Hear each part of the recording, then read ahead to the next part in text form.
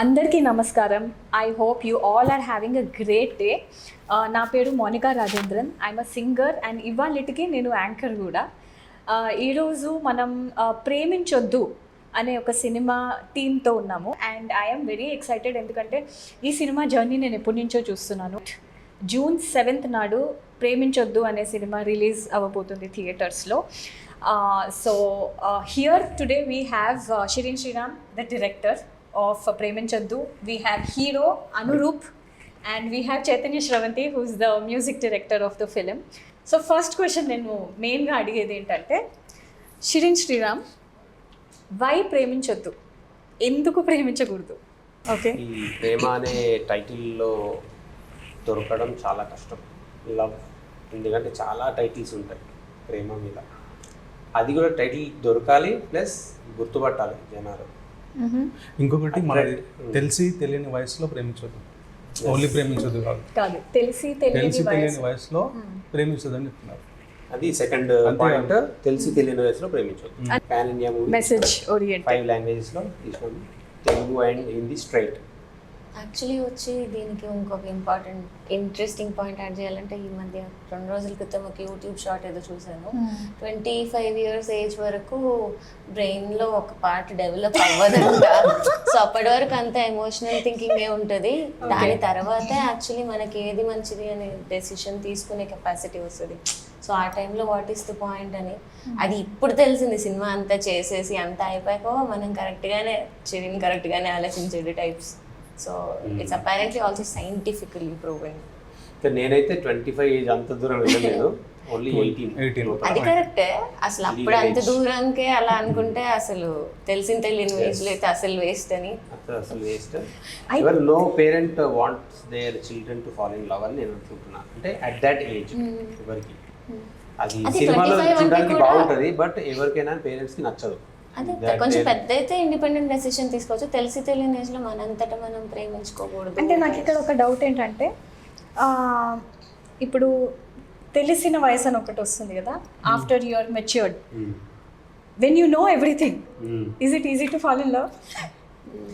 కాదు, simple answer దీనికి ఏంటంటే, ఈ టాపిక్ ఈ సినిమాకి సంబంధం లేదు.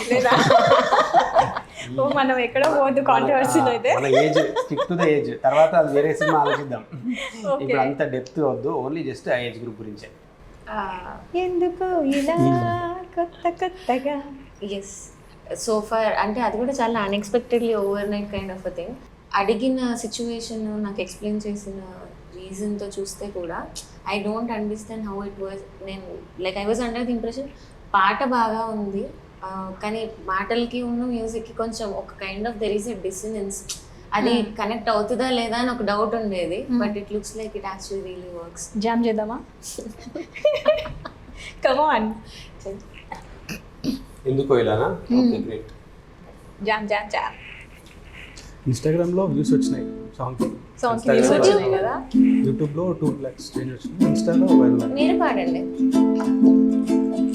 ఎందుకు ఇలా కొత్తగా కలవరం మేలుకున్నది, ఏమిటో ఇలా ఊరుగాలిలా అలసలే రేగలేదులే, నాకు నువ్వు ఇష్టమన్న మాట అసలెవ్వరు చెప్పలేదు, ఉన్న మాటగానే జవాబు ఏమంటారు వెలుకాలి, ఆగమంటే ఆగనంది వింత యాతన. అంటే ఇది క్రైమ్ స్టోరీ అని అనుకున్నావా నువ్వు already? Story crime started only with crime. ఒక అమ్మాయిని 2 అబ్బాయిలు చంపేస్తారు. I did not know the line before I started doing the music. ఒక లవ్ సాంగ్ కావాలి టైప్ ఆఫ్. యాక్చువల్లీ నా దగ్గర ఒక సాంగ్ ఉంది, విల్ యూ బీ ఇంట్రెస్టెడ్, అలా స్టార్ట్ అయిన కాన్వర్సేషన్ అది. So I did not have ఇది ఎక్స్టెంట్ ఏంటి అని ఫస్ట్లో స్టార్ట్ చేసినప్పుడు నాకు తెలియదు. ఫస్ట్ ఈ సీన్కి పాట చెయ్యి, ఈ సీన్కి పాట చెయ్యి, ఒక అమ్మాయి ఇలా ఆలోచిస్తుంది, ఒక అమ్మాయి ఇలా ఆలోచిస్తుంటే everything retain its purity because he didn't tell me the story line till the moment it was necessary.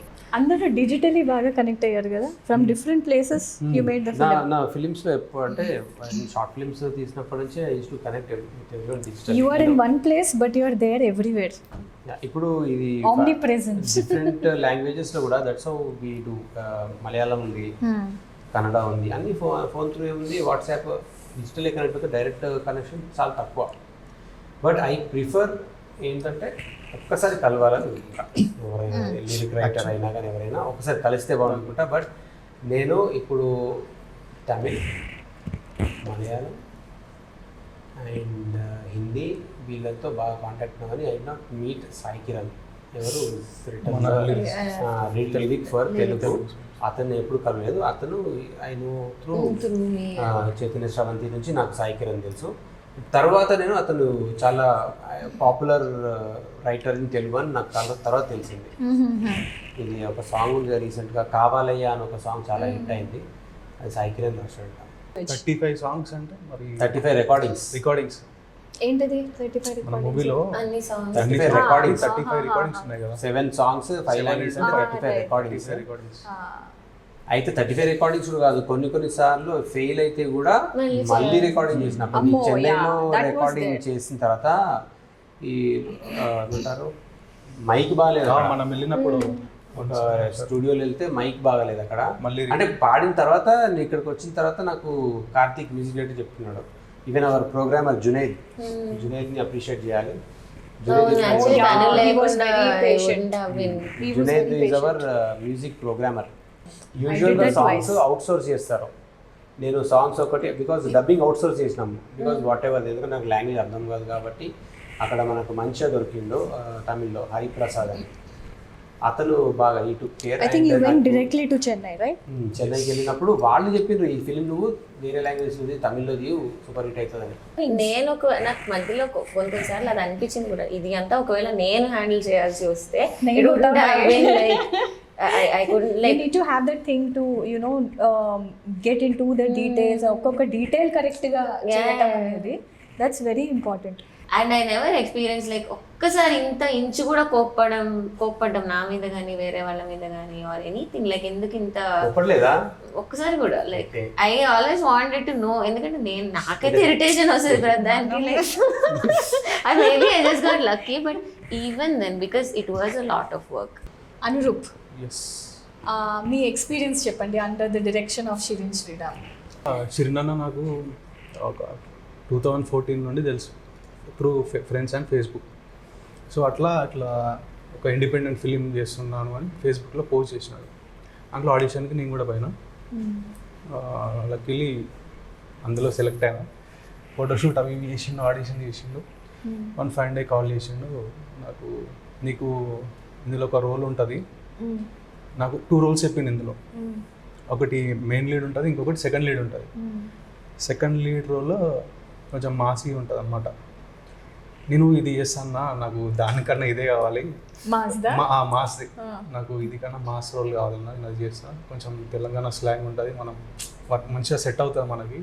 అంటే లేదు నీకు ఇదే, నీకు ఇది పర్ఫెక్ట్ అవుతుంది, నువ్వు అట్లా ఇట్లా కూడా మంచిగా ఉంటావు అని చెప్పి ఆ స్క్రిప్ట్ మొత్తం మళ్ళీ ఒకసారి చెప్పింది, డీటెయిలింగ్ చెప్పింది అనమాట. సో ఫస్ట్ ఒక పోర్షన్ వరకు చాలా సాఫ్ట్ క్యారెక్టర్ ఉంటుంది. ఆ క్యారెక్టర్ ఆ లాస్ట్ 20 minutes ఉంటుంది చూసినా, దానికోసం నేను ఫిదా అయిపోయినా. అట్లా ఆ character. So who's the real Anurup? Second half first half? రెండు కాదు. ఇప్పుడు ఒక సీన్ ఉంటుంది.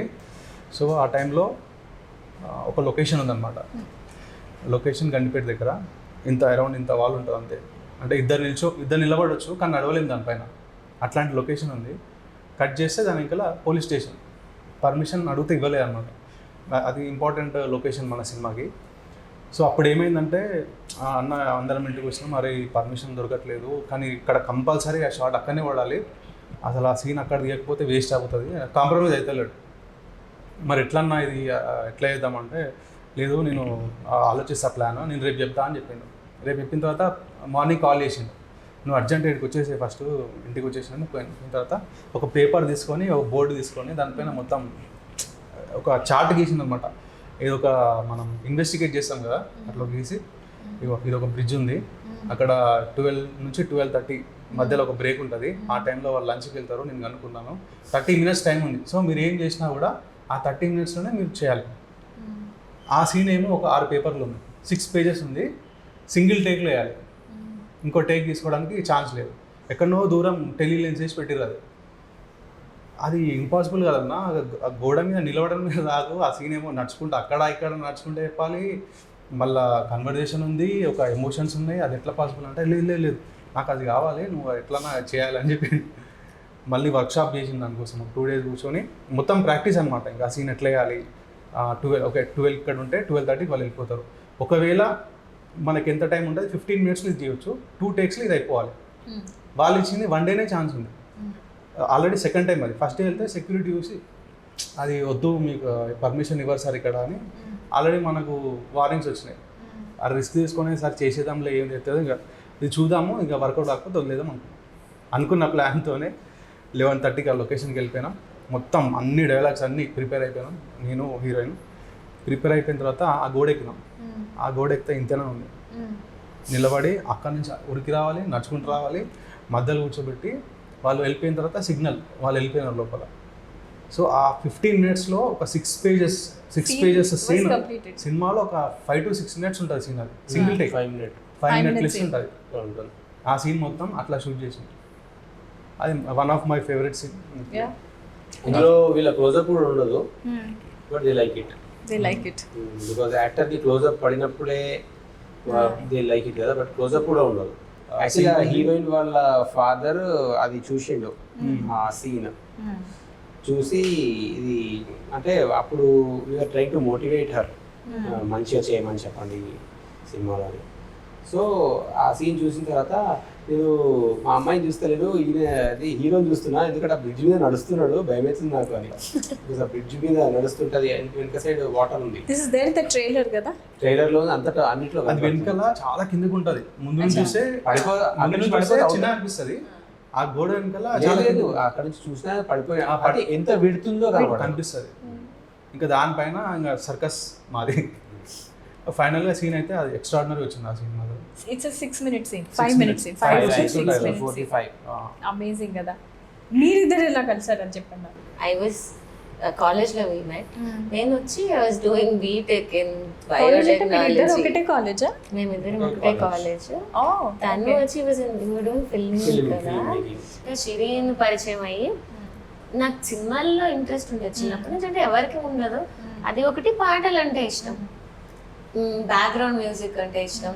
ఇవన్నీ ఉండి కూడా అది అంతా ఒక పర్టిక్యులర్ దీంట్లోంచి ఎలా చూడాలి, దాన్ని అంతా కలిపి ఎలా అర్థం చేసుకోవాలని ఒక అవగాహన అయితే అప్పుడు లేదు.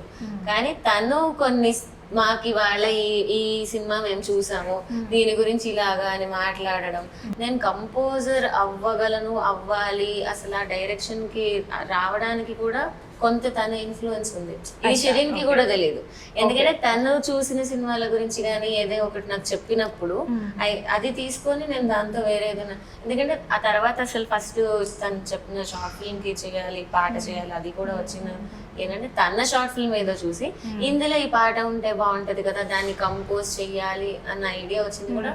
అసలు సినిమాల గురించి మాట్లాడడం అనేది స్టార్ట్ అయింది నా లైఫ్ లో తనతో. అది తర్వాత నేను మ్యూజిక్ కాలేజ్కి వెళ్ళి మ్యూజిక్ నేర్చుకోవడం, కానీ దాన్ని దీనికి ఎలా ఇన్ఫ్లుయెన్స్ మీ మీటింగ్ అనేది he was an influence for you to go cinema music, for cinema music, to pursue cinema music. It may have happened. It was like an opportunity that friend కాబట్టి అడగడం ఒకటి, అలా అని ఎప్పుడు ఇది అనిపించలేదు. ఫ్రెండే కదా అని ఛాన్స్ ఇచ్చినట్టు నాకు కూడా అనిపించలేదు. మనం పని చేస్తేనే ట్రిగర్స్ అప్పుడప్పుడు కావాల్సి వస్తుంది to go to the next step. అనుకున్న దానికంటే పెద్ద జర్నీ అది అట్లా. ఈ cinema target audience what, like who do you think should watch this film? A segment కోసం చేశారు? ఈ సినిమా టార్గెట్ ఆడియన్స్ 3 ఉన్నారు. ఫస్ట్ ఏమో టీనేజర్స్. అంటే టీనేజర్స్ అంటే మనం ఒక 8th standard 9th standard అనుకో, 9th standard నుంచి మేబీ ఇంటర్మీడియట్ డిగ్రీ కాలేజ్ అంటే మ్యాథ్స్. సో వాళ్ళు ఫస్ట్ టార్గెట్, బికాజ్ వాళ్ళ కోసం తీసాము, వాళ్ళు రిలేట్ చేసుకోగలుగుతారు. Next is parents. Because parents చూసినప్పుడే they will recommend it to their children, మీరు కంపల్సరీ ఈ సినిమా చూడాలి అని. ఎందుకంటే ఈ యాంగిల్లో ఎవరు చెప్పింది లేదు. నేను చెన్నైలో వెళ్ళినప్పుడు కూడా తమిళ్లో చేయమన్నారు, చెన్నైలో వాళ్ళు తమిళ్ వాళ్ళు కూడా ఈ యాంగిల్లో ఎప్పుడు ఎవరు తమిళ్లో కూడా సినిమా రాలేదు, ఇది తమిళ్లో చేయండి అన్నారు. సో పేరెంట్స్ కూడా అదే ఫీల్ అవుతారని నేను అనుకుంటున్నా. They will recommend to their children to watch it. అందుకే మనము క్యాప్షన్ పెట్టినాం పోస్టర్స్ మీద, ఎవ్రీ స్టూడెంట్ మస్ట్ వాచ్ అని పెట్టినాం. ఇంకొకటి తెలుగులో ప్రతి పిల్లలకి తల్లిదండ్రులు తప్పక చూపించాల్సిన సినిమా అని పెట్టినాం caption. So third category film lovers. Film lovers ఎందుకు అని అంటే బికాజ్ నేను ఫిలిం స్కూల్ బ్యాక్గ్రౌండ్ నుంచి వచ్చినాను అండ్ దీనిలో స్టడీ చేయడానికి చాలా ఉంది. బికాజ్ ఇండిపెండెంట్ ఫిలిం ఈ రేంజ్లో చేయొచ్చా అండ్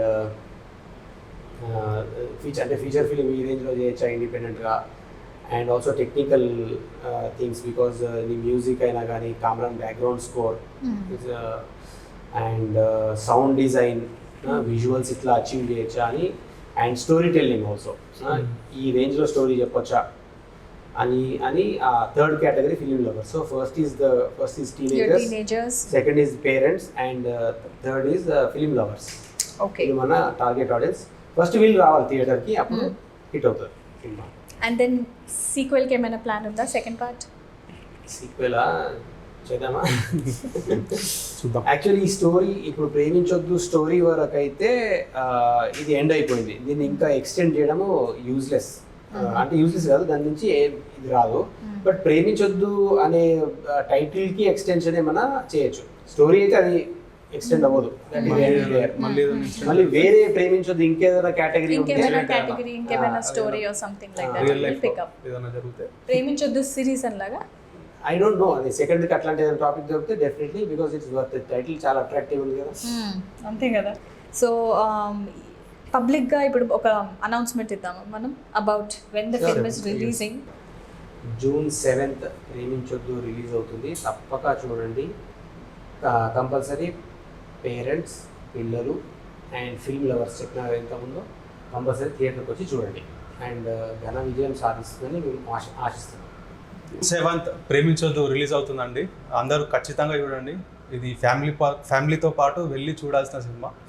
మీ అందరికీ నచ్చుతుందని అనుకుంటున్నాం. మీ బ్లెస్సింగ్స్ కూడా, మీ సపోర్ట్ కూడా మా అందరికీ కావాలి. So keep supporting us. Thank you. June 7th ప్రేమించొద్దు సినిమా రిలీజ్ అవుతుంది. మీరందరూ మీ ఫ్యామిలీతో, ఫ్రెండ్స్తో వచ్చి చూస్తారని మేము ఆశిస్తున్నాం. పాటల గురించి నేను చెప్పాలి. నాకు 7 సాంగ్స్ చేసే అవకాశం వచ్చింది. నాకు అవకాశం రావడమే కాదు, నా దృష్టిలో మీరందరూ వినడానికి కూడా బాగుంటుందని అనుకుంటున్నాను. చాలా ప్రేమతో, చాలా కష్టపడి చేసిన పాటలు, అంతకంటే ఎక్కువ ప్రేమతో కష్టపడి చేసిన సినిమా. థియేటర్స్లో తప్పకుండా చూడండి. June 7న ప్రేమించొద్దు.